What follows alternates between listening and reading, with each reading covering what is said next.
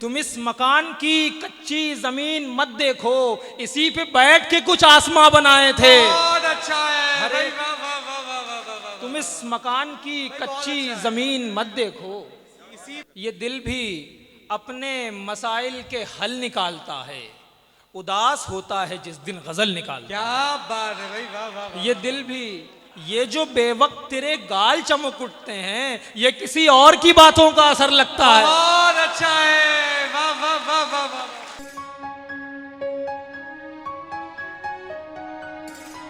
तो अपने दावों की हिफाजत में मेरा फर्ज बनता है कुछ मजबूत दलीलें पेश करूं, और पहली दलील के तौर पर अपनी फहरिस्त के पहले शायर से आपका तारुफ करा रहा हूं, इस यकीन के साथ कि दिया जला के सभी बामो दर में रखते हैं, एक और एक हम हैं उसे रह गुजर में रखते हैं।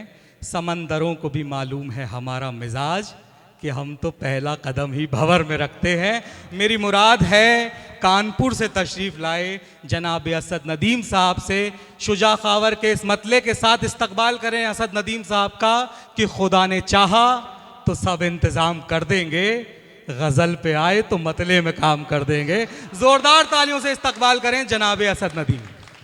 आदाब लखनऊ।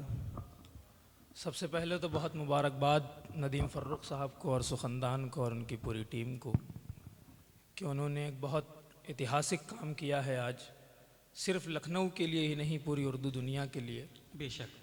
नदीम साहब को देखता हूँ तो एक शेर उन्हें देख के याद आता है कि मैं अकेला ही चलाता जानिबे मंजिल मगर लोग साथ आते गए कारवां बनता क्या बात गया। है। तो एक बार ज़ोरदार तालियां इनके लिए बजाइए कि इन्होंने एक हिस्टोरिकल काम करके दिया है उर्दू दुनिया को।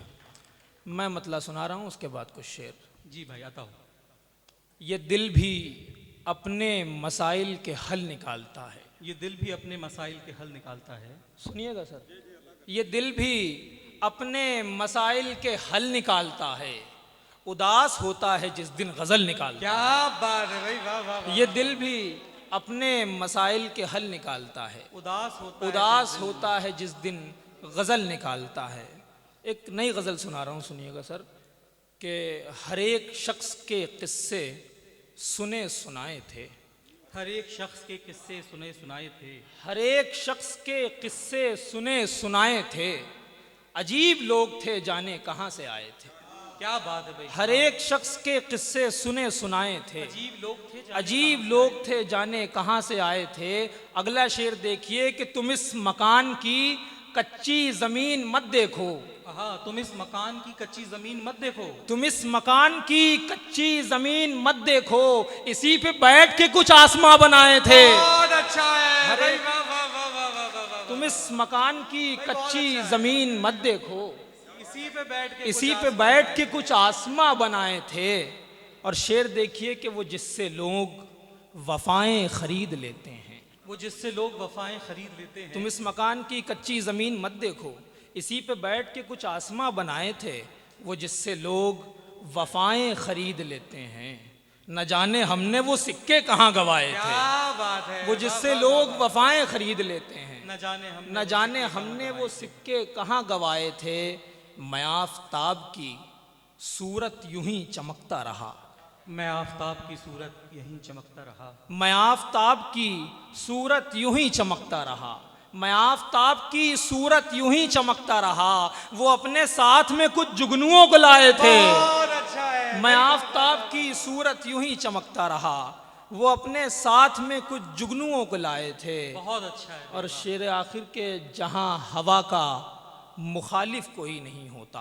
हाँ, जहाँ हवा का मुखालिफ कोई नहीं होता। जहां हवा का मुखालिफ कोई नहीं होता, वहीं पे बैठ के हमने दिए जलाए थे। बहुत अच्छे। जहां हवा का मुखालिफ कोई नहीं होता, वहीं पे बैठ के हमने दिए जलाए थे। और एक मतलब एक शेर और के कितना मासूम मोहब्बत का सफ़र लगता है। कितना मासूम मोहब्बत का सफ़र लगता है। कितना मासूम मोहब्बत का सफ़र लगता है।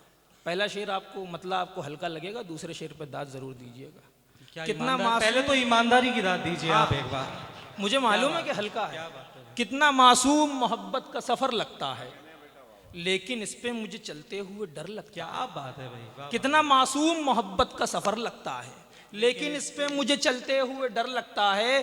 शेर सुनिए, ये जो बेवक्त तेरे गाल चमक उठते हैं, ये जो बेवक्त तेरे गाल चमक उठते हैं, ये किसी और की बातों का असर लगता है। बहुत अच्छा है,